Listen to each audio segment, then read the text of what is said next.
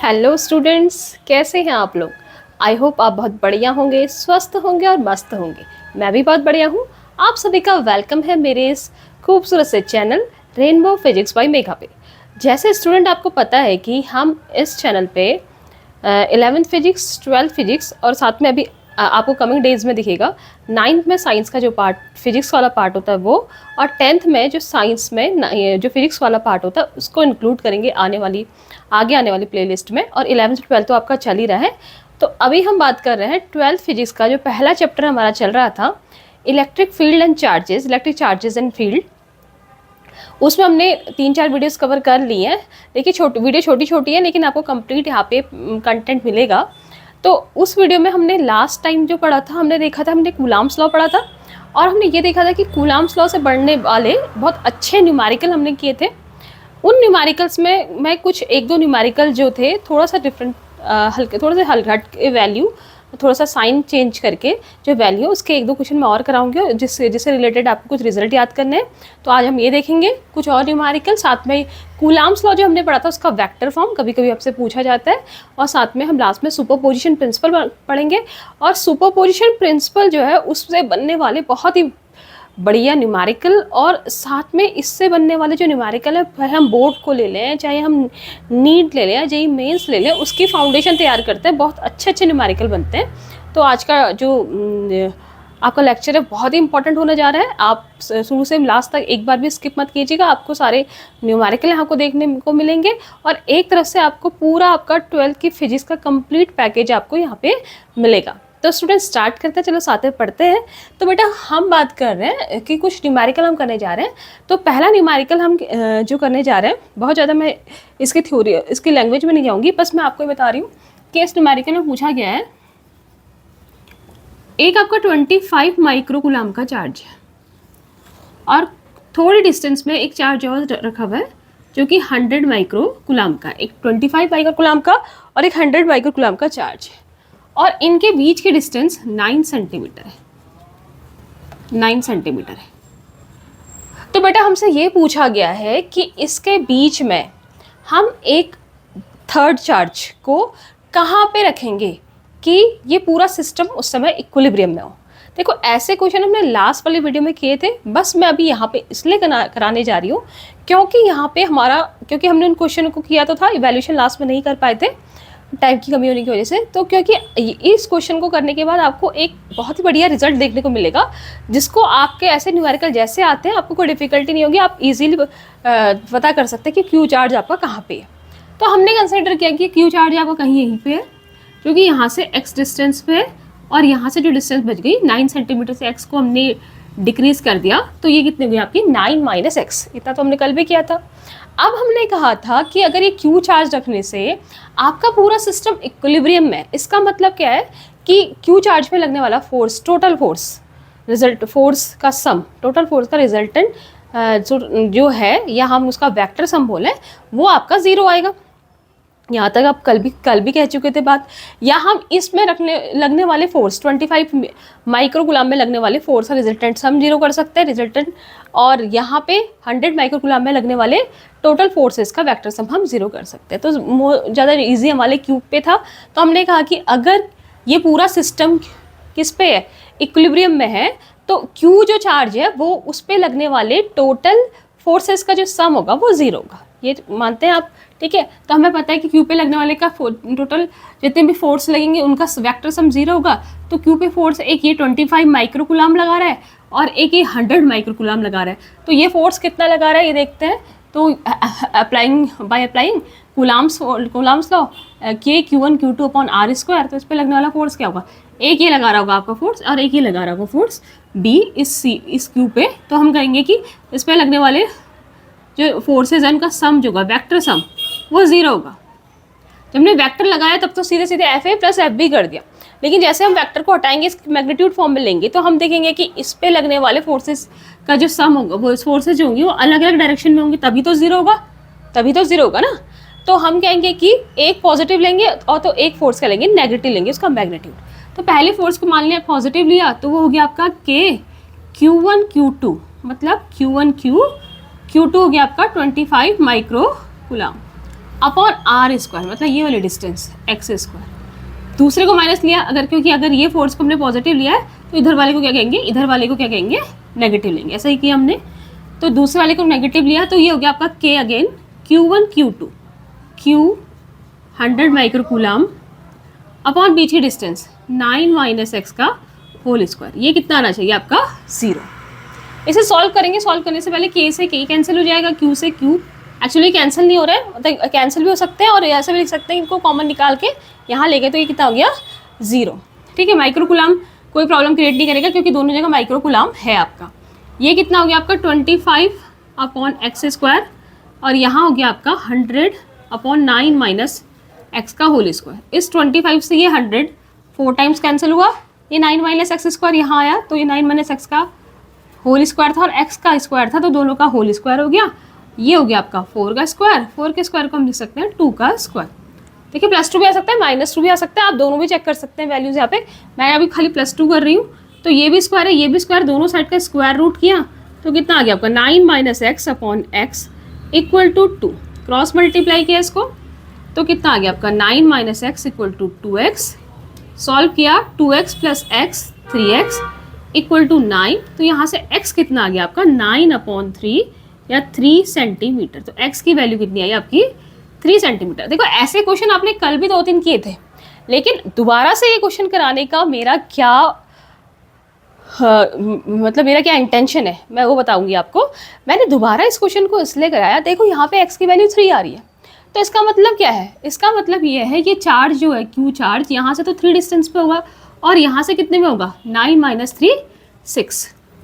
और अगर आप पीछे जितने भी क्वेश्चन ऐसे किए हैं मैं वहाँ पे भी नोटिस करेंगे तो आप यही देखेंगे कि थर्ड चार्ज अगर छोटे वाले चार्जर जो छोटा चार्ज है जैसे 25 माइक्रोकूलम और 100 माइक्रोकूलम, इसमें छोटा चार्ज कौन सा है 25 माइक्रोकूलम। तो हम देख रहे हैं कि Q चार्ज 25 के पास है, 100 से क्या है दूर है। तो अगर पीछे आने वाले न्यूमेरिकल जितने हमने किए थे उसमें भी आप ऑब्जर्व करेंगे तो यही रिजल्ट पाएंगे कि जो थर्ड चार्ज है जिसको रखने से पूरा सिस्टम हम मानते हैं कि न्यूट्रल हो जाएगा, सॉरी इक्विलिब्रियम में आएगा, वो थर्ड चार्ज हमेशा जो स्मॉलर चार्ज है उसके नज़दीक होगा। तो इसको एज ए फैक्ट याद रखना कि जब भी हम ऐसा क्वेश्चन लेते हैं कि आपके पास 2 चार्जेस हैं और इन 2 चार्जेस की वजह से हमें उनके बीच में अगर हमें कोई ऐसा चार्ज रखना है, इस तरह से रखना है कि पूरा सिस्टम इक्विलिब्रियम में है, तो वो चार्ज हम हमेशा क्या कहेंगे लोअर जो भी चार्ज है, जो भी स्मॉलर चार्ज है, जैसे यहाँ पे 25 था उसके पास होगा।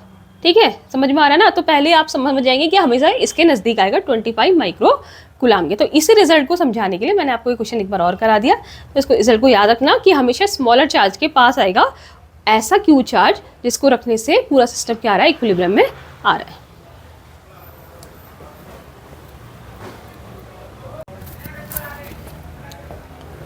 सो स्टूडेंट जो फाइनल रिजल्ट था उसको आप ध्यान में रखेंगे। Third charge is always near to the smaller charge. Q1 और Q2 2 चार्जेस हैं। Q चार्ज जो थर्ड चार्ज है वो हमेशा छोटे चार्ज, क्योंकि Q1 यहाँ पे छोटा है तो इसके पास मिलेगा। अब नेक्स्ट क्वेश्चन है, ये भी वैसा ही क्वेश्चन है, थोड़ा सा डिफरेंट क्वेश्चन है और ये क्वेश्चन जो है JEE मेंस 2021 में ही पूछा गया।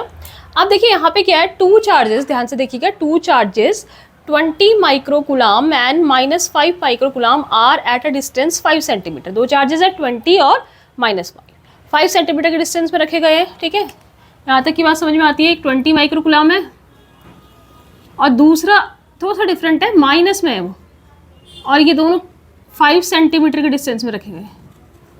ये पॉइंट A हो गया, ये पॉइंट B हो गया। अब ये कह रहा है कि थर्ड चार्ज Q कहाँ रखा जाएगा, a third charge Q is placed.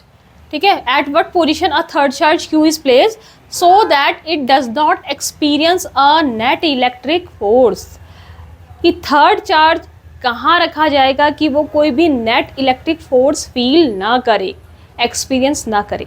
देखिए बात वही आती है, इक्विलिब्रियम बोलो या नेट इलेक्ट्रिक फील्ड 0 बोलो या नेट फोर्स 0 बोलो, बात एक ही है। तो वही बात है यहाँ पे, इक्विलिब्रियम वो थर्ड चार्ज कहाँ रखा जाएगा कि वो net electric field force feel नहीं करे। कहने का मतलब उस पर लगने वाला टोटल इलेक्ट्रिक फील्ड या टोटल इलेक्ट्रिक फोर्स जो है, फील्ड बोलो या फोर्स बोलो, क्योंकि फील्ड भी एक तरह का फोर्स ही है, बस वो यूनिट चार्ज पे लग रहा है आपका, तो वो आपका 0 आना चाहिए। तो यहाँ पे थोड़ा सा डिफरेंट है ये केस। क्यों? क्योंकि अगर मैं इस इस क्वेश्चन में ये कंसिडर करती हूँ कि जो चार्ज है वो इन दोनों के बीच में कहीं है। मान लेती हूँ कि चार्ज पहले मैंने मान लिया कि इन दोनों के बीच में कहीं भी है, यहाँ पे आपका क्यू चार्ज है, मान लेती हूँ।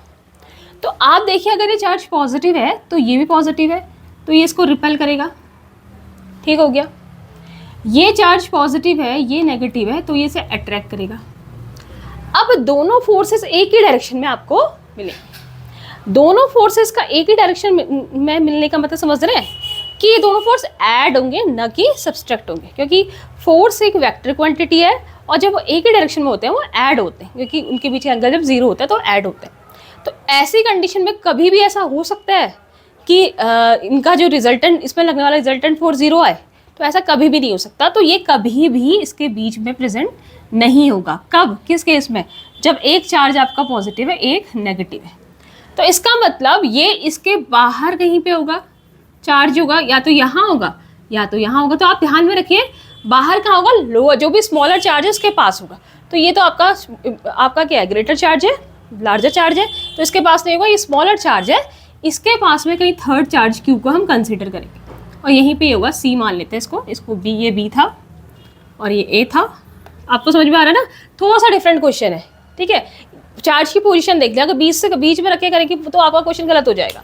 और हम ये मान लेते हैं कि यहाँ से जो डिस्टेंस इसकी एक्स है, थर्ड चार्ज की स्मॉलर चार्ज से, और वही हमें निकालना है। अगर लार्जर चार्ज से पूछेंगे तो आप ऐड करके निकालेंगे, 5 + x करके निकाल लेंगे। तो आप फिर बाकी आपका मेथड वही है। देखिए एक बार इसको थोड़ा सा वेरीफाई कर देते हैं। कैसे? ये प्लस चार्ज है, ये माइनस चार्ज है, क्या लगेगा यहाँ पे? क्या लगेगा? Force of attraction. ये प्लस है, ये प्लस है, फोर्स ऑफ रिपल्सन। अब ये दोनों जाके सब्सट्रैक्ट होके जीरो बना सकते हैं। तो ये वाली पोजीशन जो है ये आपका जजमेंट कर रही है। समझ में आ रहा है ना? आ रहा है ना बच्चा? समझ में नहीं आएगा तो कमेंट सेक्शन में जिक्र जरूर करिएगा कि मुझे ये वाला क्वेश्चन समझ में नहीं है। मैं अलग से आपको इसका छोटा सा शॉर्ट्स बना के आपको इसको समझा दूंगी। तो अब वही मेथड दोबारा से लगाइए कि क्योंकि क्यू पे लगने वाला टोटल इलेक्ट्रिक फोर्स जीरो है, इलेक्ट्रिक फील्ड बोलो या इलेक्ट्रिक फोर्स बोलो, वो जीरो है। तो क्यू पे लगने वाला फोर्स, दो टाइप की फोर्स लग रहे हैं, एफ ए और एफ बी लगा रहा है। तो हमें पता है कि वेक्टर फॉर्म में F A plus F B क्या है? जीरो। मैग्नीट्यूड फॉर्म में लिखेंगे तो डायरेक्शन भी आएगी, एक पॉजिटिव लेंगे एक नेगेटिव। देखिए इसकी वजह से सपोज आपका इस डायरेक्शन में आ रहा है, आपको पता है रिपल्सन लग रहा है तो इसे पॉजिटिव ले लिया, तो इसकी वजह से अट्रैक्शन फोर्स लग रहा है तो इसको क्या ले लिया? नेगेटिव। तो इसकी वजह से जो निकाला वो क्या हो गया आपका? के कूलम्ब्स में लगाया, Q1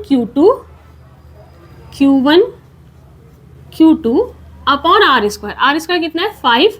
इन दोनों के बीच की डिस्टेंस कितनी हो गई? 5 + x का होल स्क्वायर माइनस इससे लगने वाला फोर्स कितना हो गया? के Q1 - 5 Q2 Q upon x square equal to 0। Cancel हो जाएगा के और Q, ठीक है। और आपका क्या हो गया? थोड़ा सा सॉल्व किया, ये माइनस माइनस क्या हो गया? प्लस हो गया, ठीक है। 20 माइक्रो कूलम। अच्छा एक चीज़ करेंगे कि मैग्नीट्यूड निकालना है तो नेगेटिव साइन लेने की ज़रूरत नहीं है यहाँ पे, क्योंकि हम मैग्नीट्यूड की बात कर रहे हैं। तो यहाँ पे चार्ज का साइन लेने की ज़रूरत नहीं है, ये ऐसे हो जाएगा आपका। तो ये हो गया आपका 20 अपॉन माइक्रो कूलम, अभी मैंने हटा दिया, लिखने की ज़रूरत नहीं है, ये उधर चले गया। तो ये हो गया 5 अपॉन x स्क्वायर। ये 5 से 20 4 टाइम्स कैंसिल हो गया, तो ये हो गया आपका 5 + x का whole square equal to 4x का होल स्क्वायर, 4x स्क्वायर। और 4x स्क्वायर को किसका होल स्क्वायर लिख सकते हैं? 2x का होल स्क्वायर। ये आपका 5 + x का होल स्क्वायर।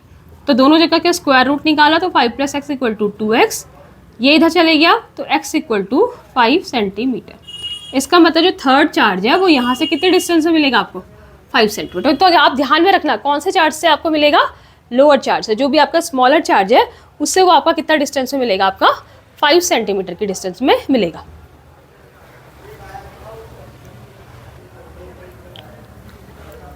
तो स्टूडेंट से नोट कर लीजिए या फिर आप स्क्रीनशॉट खींच लीजिए ये वाला रिजल्ट और ये क्वेश्चन स्क्रीनशॉट लीजिए, बाद में आप नोट करते रहिएगा। तो इसको अभी बोर्ड में थोड़ा स्पेस हो जाए करके मैं इसे हटा देती हूँ।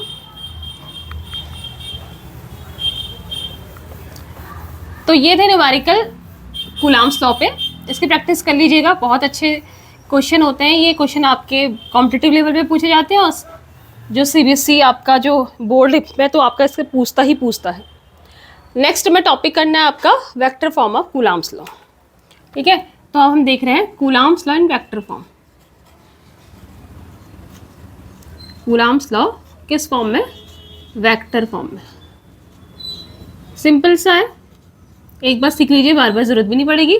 आपको पता है कि अगर आपके पास दो चार्जेस है Q1 और Q2, इनके बीच की डिस्टेंस है R, तो इनके बीच लगने वाला जो फोर्स है उसे कूलम्ब्स फोर्स कहते हैं, जो कि कितना होता है K Q1 Q2 upon R square. अब मैं इसे वेक्टर फॉर्म में लिख रही हूँ। देखिए बेटा, जो ये बीच की R डिस्टेंस है ना, तो इसको हम इसको वेक्टर में चेंज करेंगे। हम मान लेंगे कि वेक्टर क्वांटिटी है, कि R वेक्टर है, यहाँ पे R वेक्टर को मान लेंगे, इस पर मतलब R मैग्नीट्यूड तो है, डायरेक्शन ही मान लेंगे, तो R वेक्टर हो गया। तो वेक्टर फॉर्म में F वेक्टर क्या हो गया आपका? K Q1 Q2 upon R square. यहाँ पे मैंने लगा दिया R वेक्टर। एक फॉर्म तो ये हो गई, ठीक हो गया। R वेक्टर नहीं बल्कि R वेक्टर नहीं बल्कि कैप के फॉर्म में लिखेंगे। एक मिनट, थोड़ा सा चेंज करती हूँ मैं, इसको मैं कैप के फॉर्म में लिख रही हूँ। कभी भी किसी भी वेक्टर को, किसी भी अगर मैग्नीट्यूड को हमें वेक्टर में चेंज करना है, सिंपल मैग्नीट्यूड को अगर वेक्टर में चेंज करना है, तो हम उसके संग कैप लगा देते हैं, मतलब उसकी डायरेक्शन में यूनिट वेक्टर लगा देते हैं। जैसे समझना है इस बात को, इसका मतलब क्या है, आपने वैसे वेक्टर आप इसके आपने यहाँ सॉरी समझने की ज़्यादा जरूरत नहीं है, क्योंकि आप 11th में पढ़ चुके होंगे इसको। आपने वेक्टर एनालिसिस पढ़ी होगी पूरी, इसमें वेक्टर आपने पढ़ा होगा। वहाँ पे आपने देखा होगा कि अगर कोई वेक्टर ए है और इस वेक्टर ए की डायरेक्शन में मैं कोई यूनिट वेक्टर लेती हूँ और डायरेक्शन वही रखती हूँ, तो ये यूनिट वेक्टर ए कैप होता है। और ए कैप इक्वल टू जो होता है वो होता है vector A upon magnitude of vector A, ये होता है। ये आपको पता होगा कि अगर आपके पास कोई वेक्टर ए है और इस वेक्टर ए की डायरेक्शन में को मैं यूनिट मैग्नीट्यूड का वेक्टर लूँ, तो यूनिट वेक्टर मैग्नीट्यूड का जो वेक्टर होगा वो ए कैप होगा, जिसकी वैल्यू वेक्टर ए अपॉन ए होगी। और ए कैप की डायरेक्शन वही होती है जो वेक्टर ए की डायरेक्शन होती है। तो मैं यहाँ पे आर कैप के फॉर्म में से लिख सकती हूँ। किसी भी वेक्टर को लिखना है तो हम के कैप के फॉर्म में लिखते हैं। जैसे मैंने कहा कि अगर कोई पार्टिकल आपका एक्स एक्सिस में 5 सेंटीमीटर आपका डिस्प्लेस हो रहा है, तो इसे वेक्टर फॉर्म में डिनोट करो, तो मैं कहूँगी मैग्नीट्यूड तो 5 है, लेकिन एक्सेस के अलॉन्ग जो वेक्टर होता है, यूनिट वेक्टर होता है, वो आई कैप है, तो ये इसे हम लिख सकते हैं 5i कैप। या मैंने कहा वो इस डिस्टेंस में वाई एक्सिस में मैंने कहा वो 4 सेंटीमीटर डिस्प्लेस हो रहा है, तो मैंने कहा इसका मैग्नीट्यूड तो 4 है, और वाई एक्सिस के अलॉन्ग जो यूनिट वेक्टर होता है वो जे कैप होता है, तो इसे हम लिख सकते हैं 4j कैप। तो किसी भी वेक्टर को, किसी भी मैग्नीट्यूड को, प्लेन मैग्नीट्यूड को वेक्टर फॉर्म में लिखना है तो उसमें हम उसका यूनिट वेक्टर लगा देंगे। तो ये हमने यहाँ पे किया आर वेक्टर। यहाँ पे मैंने कहा कि ये डायरेक्शन आर वेक्टर की है, तो इसकी डायरेक्शन में जो यूनिट वेक्टर हो गया वो क्या हो गया आपका आर कैप। ये आर कैप हो गया। अब आपको पता है यूनिट वेक्टर, एक फॉर्म और बना लेते हैं इसकी, A vector equal to vector A upon A होता है, तो यहाँ पे क्या हो जाएगा एफ वेक्टर इक्वल टू के Q1 Q2 upon R square. इसको आपने चेंज कर लिया ऐसे, तो ये हो गया वेक्टर आर अपॉन आर। तो फाइनल रिजल्ट क्या आ गया, एफ वेक्टर इक्वल टू के Q1 Q2, आर वेक्टर तो है ही, आर स्क्वायर और आर जो होगा वो आर क्यूब बनाएगा। यहाँ पे आर क्यूब का मतलब क्या है, वेक्टर आर के मॉड का क्यूब, उसके मैग्नीट्यूड का क्यूब है, सभी लिख सकते हैं इसको। ज़्यादा अच्छा से लिखना चाहे तो के Q1 Q2 आर वेक्टर, इसको लिख सकते हैं वेक्टर आर का के मैग्नीट्यूड का होल क्यूब या मॉड का होल क्यूब। तो ये फॉर्म और ये फॉर्म दोनों क्या है, वेक्टर फॉर्म है। कूलम्ब्स लॉ की कभी कभी आपसे पूछी जा सकती है, तो आप इसका स्क्रीनशॉट ले सकते हैं। कहीं पे समझ में नहीं आता है, समझने वाली ज़्यादा कोई खास इतना ऐसा चीज़ नहीं है कि बहुत टफ है, नहीं समझ में आए तो समझ आ चुका होगा आपको। ये है कूलम्ब लॉ का वेक्टर फॉर्म, स्क्रीनशॉट ले चुके होंगे। नेक्स्ट टॉपिक आते हैं हम सुपरपोजिशन प्रिंसिपल पे। बहुत इंपॉर्टेंट प्रिंसिपल है। प्रिंसिपल तो इंपॉर्टेंट है ही है, इसमें बनने वाले जो न्यूमेरिकल है वो और भी इंपॉर्टेंट है।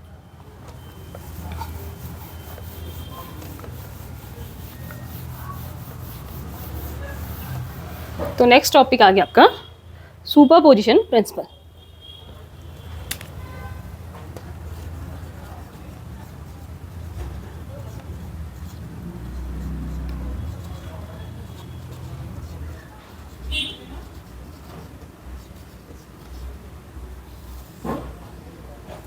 सुपरपोजिशन प्रिंसिपल, देखिए सुपरपोजिशन प्रिंसिपल क्या होता है। सपोज हमारे पास कोई चार्ज है Q, ठीक है, और ये चार्ज के आसपास कुछ और चार्जेस रखे हैं, जैसे मैंने कहा एक Q1 चार्ज रखा है, एक Q2 चार्ज रखा है कहीं पे, एक Q3 चार्ज रखा है, ऐसे सो ऑन करके बहुत सारे चार्ज यहाँ पे सपोज Q1 चार्ज तक रखे हुए। तो अभी यहाँ पे चलो n चार्ज का नहीं कंसिडर करके 3 ही चार्ज देखते हैं। 3 चार्जेस से सराउंडेड है चार्ज, मतलब इस Q के आसपास Q1 Q2 Q3 3 चार्जेस है। तो सुपरपोजिशन प्रिंसिपल क्या कहता है कि अगर मैं इस Q चार्ज पे देखूं कि कितना नेट रिजल्टेंट फोर्स लग रहा है, मतलब इस पे कितना फोर्स लग रहा है, तो उस पे लगने वाला टोटल फोर्स, इसकी वजह से लगने वाले फोर्स, इसकी वजह से लगने वाले फोर्स और इसकी वजह से लगने वाले फोर्स के वेक्टर सम के इक्वल होता है। बात समझ में आई? सुपरपोजिशन हो रही है। सुपरपोजिशन समझते हो, एक के ऊपर एक ऊपर एक ओवरलैप हो रहा है। समझ में आता है? सपोज ये Q1 चार्ज है और ये Q चार्ज था, हम इसको टारगेट कर रहे हैं। मेन चार्ज आपका चार्ज ये है, जो मेन चार्ज है आपका ये है, इसको मैं टारगेट कर रही हूँ, ये वाला चार्ज, बाकी इसके करस्पॉन्डिंग चार्ज। ठीक है, तो ध्यान समझना, जो आपका ये चार्ज है Q1 चार्ज है, ये Q पे एक फोर्स लगा रहा होगा। अगर दोनों पॉजिटिव चार्जेस सेम चार्जेस हैं, लाइक चार्जेस हैं, तो ये क्या लग रहा होगा तुम्हारा फोर्स ऑफ रिपल्सन F1, क्योंकि 1 है, 1 वाला जो फोर्स लगा रहा है वो F1 हो गया। Q2 चार्ज, इसको मिलाते हैं, दोनों अगर लाइक चार्जेस हैं तो ये जो फोर्स लगा रहा होगा वो क्या हो गया आपका F2, ये भी रिपल्सिव फोर्स होगा। और Q3 चार्ज, इस पे जो फोर्स लगा रहा होगा ये भी रिपल्सिव होगा, सेम चार्जेस है, तो वो कितना है आपका F3। ठीक है, तो Q पे लगने वाला नेट फोर्स जो होगा आपका, नेट फोर्स जो होगा आपका जो Q पे लग रहा होगा, या रिजल्टेंट फोर्स ऑन Q, वो कितना होगा, जिसको मैं F नेट कह रही हूँ Q पे लगने वाला, वो किसके इक्वल होगा? F1 vector, F2 vector plus F3 vector. Vector का मतलब ये तीनों के वेक्टर सम के बराबर होगा, सिर्फ मैग्नीट्यूड ऐड नहीं होंगे। बात को समझना, ऐसा नहीं होगा कि ये 5 न्यूटन है, ये 2 न्यूटन है, ये 3 न्यूटन है, 5 + 2 + 3 कर दिया आपने, कितना हो गया 10। ऐसा नहीं होगा, बल्कि हमें इसकी डायरेक्शन भी ध्यान में रखनी पड़ेगी। हम इन दिनों का क्या कहेंगे? वेक्टर सम कहेंगे, सम करेंगे। ठीक हो गया?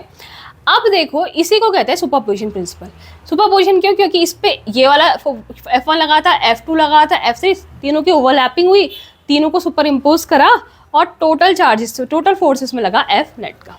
ठीक है, एक बात और ध्यान देने वाली है यहाँ पे जो आपका टोटल फोर्स होता है, किसी भी एक इंडिविजुअल की वजह से जो लगने वाला फोर्स होता है, उसका दूसरे के ऊपर कोई इफेक्ट नहीं पड़ता है, दूसरे चार्ज की वजह से।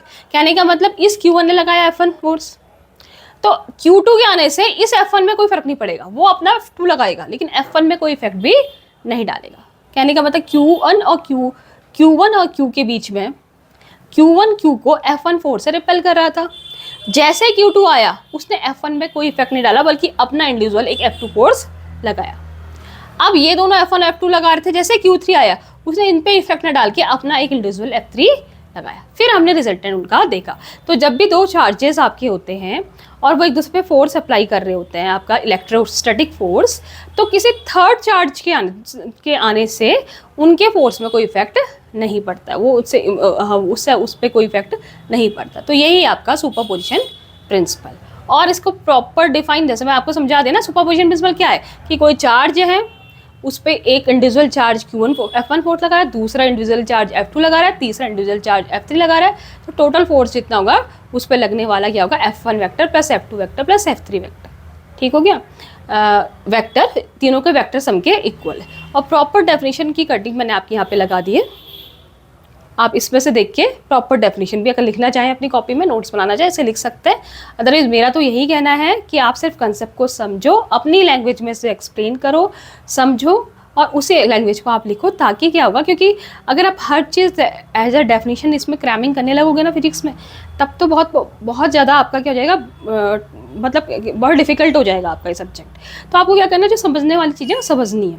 कुछ चीज़ें जो क्रैमिंग करने वाली, जैसे वैल्यूज़ थी, जैसे एप्सिलॉन नॉट की वैल्यू थी 8.85 × 10⁻⁻12, इसको आपने याद कर लिया। ठीक है, तो जैसे 1/4 एप्सिलॉन की नॉट की वैल्यू थी 9 × 10⁻9, उसको याद कर लिया। तो याद करने वाली चीज़ें याद में रखो, इनको आप सिर्फ समझो और एक्सप्लेन करने की पावर रखो कि हम किसे कैसे एक्सप्लेन कर सकते हैं एग्जाम में आ जाए। तो ये था आपका सुपरपोजिशन प्रिंसिपल।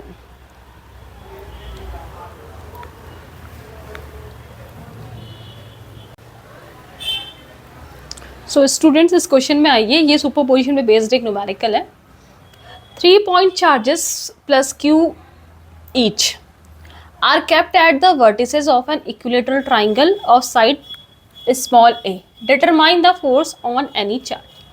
3 point charges आपके प्लस q और एक इक्विलेटरल ट्राइंगल। इक्विलेटरल ट्राइंगल समझते हो ना, जिसके तीनों साइड्स क्या होती हैं, इक्वल होते हैं। ये आपका इक्विलेटरल ट्राइंगल है, इसके तीनों आपके एंड में, तीनों वर्टिसेस में plus Q charge, plus Q charge रखा हुआ है। तीनों एंड में क्या रखा हुआ है, एक प्लस क्यू चार्ज पुट किया हुआ है। ठीक हो गया। और इसकी साइड, क्योंकि इक्विलेटरल ट्राइंगल तीनों साइड सेम है, तो आपकी इसकी तीनों की साइड क्या है, ए है। और आपको पता होगा कि इक्विलेटरल ट्राइंगल के तीनों एंगल जो होते हैं वो 60 डिग्री के होते हैं। अगर वो इक्विलेटरल ट्राइंगल दें, उसके तीनों साइड्स भी इक्वल होती हैं, तीनों एंगल भी इक्वल होते हैं, और तीनों एंगल कितने के होते हैं, 60 डिग्री के होते हैं। ठीक हो गया। तो तीन चार्ज है, प्लस क्यू किसी इक्विलेटरल ट्राइंगल जिसकी साइड ए है, इसके तीनों एंड्स में रखे हैं, वर्टिसेस में रखे हुए हैं। आपको ये बताना है कि किसी determine the force on any charge, किसी भी एक फोर्स पे चार्ज बताना है आपको कि टोटल चार्ज कितना होगा। अब किसी भी एक फोर्स को पकड़ लो, सॉरी किसी भी एक चार्ज को पकड़ लो। ठीक है, सपोज ये ए है, ये बी पॉइंट है, ये सी पॉइंट है, तो आप किसी को भी पकड़ लो। सपोज आप ए के हुई देख लो, ए में कौन कौन से फोर्सेस लगेंगे। ये देखिए, ये जो ए आपका ए पे जो रखा हुआ जो प्लस क्यू चार्ज है, इस पे कौन कौन से फोर्सेस लग रहे हैं, ये देखो। इस पे एक ये वाला प्लस क्यू चार्ज फोर्स लगाएगा, और एक ये वाला प्लस क्यू चार्ज इस पे फोर्स लगाएगा। ठीक हो गया, प्लस क्यू और प्लस क्यू ये फोर्स लगाएगा। ये प्लस क्यू है, ये भी प्लस क्यू है, तो ये फोर्स और रिपल्सन लगाएगा, जिसको मैंने कह दिया ये बी पे है ना, तो इसको कह दिया एफ बी। ठीक है, ये प्लस क्यू है, ये प्लस क्यू है, तो ये भी से फोर्स और रिपल्सन लगाएगा। और ये क्योंकि सी पे है, या ऐसा भी कह सकते हैं इसको, एफ बी ना कह के इसको क्या कह दो, F A C. F A C का F A B, F A B का मतलब क्या है कि ये बी वाला जो प्लस क्यू चार्ज है वो ए पे कितना फोर्स लगा रहा है, force on A due to B, ये हो गया। और ये वाला लगा रहा है जो फोर्स, वो कितना हो गया आपका, force on A due to C, क्योंकि ये भी प्लस है तो ये भी रिपल्सिव होगा, तो ये हो गया एफ ए सी। दो फोर्सेज हैं, एफ ए बी और एफ ए सी। पहले इसकी वैल्यू देख लेते हैं कि एफ ए बी कितना होगा और एफ ए सी कितना होगा, खुद ही सोचो। एफ ए बी ये वाला चार्ज क्यू क्यू है, डिस्टेंस ए है। ठीक है, तो एफ ए बी कितना हो गया आपका, के क्यू क्यू अपॉन ए स्क्वायर। ठीक है, या सिंपल क्या आ गया, के क्यू स्क्वायर अपॉन ए स्क्वायर। मैग्नीट्यूड की बात हो रही है सिर्फ, डायरेक्शन तो मैंने दिखा दिया आपको। सेम ईयर एफ ए सी कितना है, वही प्लस क्यू चार्ज, डिस्टेंस ए, कूलम्ब्स लॉ लगा दिया, एफ क्यू क्यू अपॉन ए स्क्वायर, तो कितना आ गया, के क्यू स्क्वायर अपॉन ए स्क्वायर। इक्वेशन 2। दोनों फोर्स इक्वल है, तो बार बार कैलकुलेशन ना करनी पड़े, इस वजह से दोनों को मैं मान लेती हूँ एफ लेट कर लेती हूँ, क्योंकि दोनों सेम है ना, तो मैंने लेट कर लिया। ये दोनों क्या है, एफ है, तो ये भी एफ है, रिजल्ट ये भी एफ है, लेकिन मैग्नीट्यूड इनका, डायरेक्शन दोनों की अलग अलग है। अब यहाँ पे लगने वाले दो फोर्स हैं, ए पे लगने वाले दो फोर्स है। अब इस पे लगने वाला नेट फोर्स इन दोनों का क्या होगा, वेक्टर सम होगा। इन दोनों का क्या होगा, वेक्टर सम होगा। अगर मैं ए पे रखने वाले चार्ज को अलग से दिखा दूँ यहाँ पे, तो इस पे दो फोर्स लग रहे हैं, एक ये लग रहा है और एक ये लग रहा है। ये एफ ए बी है, ये एफ ए सी है, लेकिन दोनों का मैग्नीट्यूड सेम है, एफ और एफ है। एंगल कितना है, ये 60 है, तो ये वाला भी 60 होगा, एंगल 60 है। तो इन पे लगने वाले फोर्सेस टोटल, दोनों फोर्सेस एफ एफ फोर्स का हमें रिजल्टेंट निकालना है, लेकिन कैसा सम करना है, वेक्टर सम करना है। अब आप खुद सोचिए कि अगर दो फोर्सेस हैं आपके, ए और बी, अगर दो वेक्टर क्वांटिटी है, एंगल बीच का एंगल उनका थीटा है। ठीक है, तो उनका रिजल्टेंट जो होता है उसका फॉर्मूला होता है R equal to under root of A square plus B square plus 2ab cos theta. तो यहाँ पे यही अप्लाई करेंगे, तो रिजल्टेंट का जो होगा उसको मैं एफ नेट कह दूँ। यहाँ पे रिजल्टेंट का मतलब क्या है, total force on that plus Q charge which is kept eight point A. Plus Q charge जो ए पॉइंट पर रखा है उस पर लगने वाला टोटल फोर्स इक्वल टू क्या है आपका, ए स्क्वायर। ए स्क्वायर का मतलब एफ ए बी का मैग्नीट्यूड, मतलब एफ वैल्यू बाद में रखेंगे, अभी खाली एफ ही रख रही हूँ, F square B square again F square plus 2 F F, और बीच का एंगल है cos 60। cos 60 कितना होता है आपका 1/2। तो ये कितना हो गया आपका एफ स्क्वायर 2f² प्लस ये हो गया आपका 2f², cos 60 हो गया आपका 1/2। तो 2 से 2 कैंसिल हो गया, सॉल्व करके आ गया 3f², या f को बाहर ले लिया अंडर रूट के, तो f√3। f√3 लगेगा, चाहो तो f की वैल्यू आप पुट भी कर सकते हो। f वैल्यू कितना है आपका kq²/a²√3। तो ये लगा आपके इसमें सुपरपोजिशन प्रिंसिपल। समझ में आया होगा ना कि आपके पास 3 चार्जेस थे, तीनों इक्विलेटरल ट्राइंगल के तीनों साइड्स पे रखे हुए थे। हमसे पूछा गया कि किसी भी एक चार्ज पे लगने वाला फोर्स बताओ। इस पे भी ले सकते थे, यहाँ भी 2 फोर्सेस आते, इस पे भी ले सकते, यहाँ पे भी आपके 2 फोर्स आते, ठीक है। तो हमने कहा ये +q जो है फोर्स और रिपल्सन लगा, ये +q और ये फोर्स और रिपल्सन लगा। लेकिन जब हमने इसकी वैल्यू निकाली दोनों एक ही मैग्नीट्यूड सेम आ रहा है, तो हमने इसको f कंसीडर किया। फिर हमने कहा कि यहाँ पे जो +q चार्ज है 60 डिग्री पे है आपका, क्योंकि इक्विलेटरल ट्राइंगल है, तो इस पे लगने वाला टोटल जो फोर्स है वो जो होगा दोनों के वेक्टर सम के इक्वल होगा, जिसमें हमने फॉर्मूला लगा दिया r = √a² + b² + 2ab cos theta. Solve किया तो हमारा आंसर आ गया f√3। अब बचे पार्टी सुपरपोजिशन प्रिंसिपल जो है, इससे रिलेटेड कुछ और न्यूमेरिकल आपके बचे हुए हैं। अगेन मैं इसको नेक्स्ट वीडियो में पूरा करूँगी, सुपरपोजिशन से रिलेटेड कुछ और न्यूमेरिकल और साथ में आगे का टॉपिक। तो जो भी आपको पर डे पढ़ाया जाता है बेटा, ये बहुत ज़्यादा नहीं पढ़ाया जा रहा है। आप रोज़ का रूटीन बनाइए और आप 45 से 1 घंटा आपका फिजिक्स को टाइम दीजिए, और डेली का डेली अगर आप ये वीडियो देखते हैं और जो भी मैं पढ़ा रही हूँ उसको रिवीजन करते हैं, उसके नोट्स अपने बना लेते हैं, तो आप डेली अगर रिवीजन करेंगे तो धीरे धीरे आपके साथ क्या होगा कि आपको बहुत अच्छी से चीज़ें, कंसेप्ट जो होंगे क्लियर होने लगेंगे, आपको चीज़ें समझने आने लगेंगी, आपके न्यूमेरिकल बनने लगेंगे, और धीरे धीरे जो होगा फिजिक्स आपके लिए एक सिंपल सब्जेक्ट रहेगा।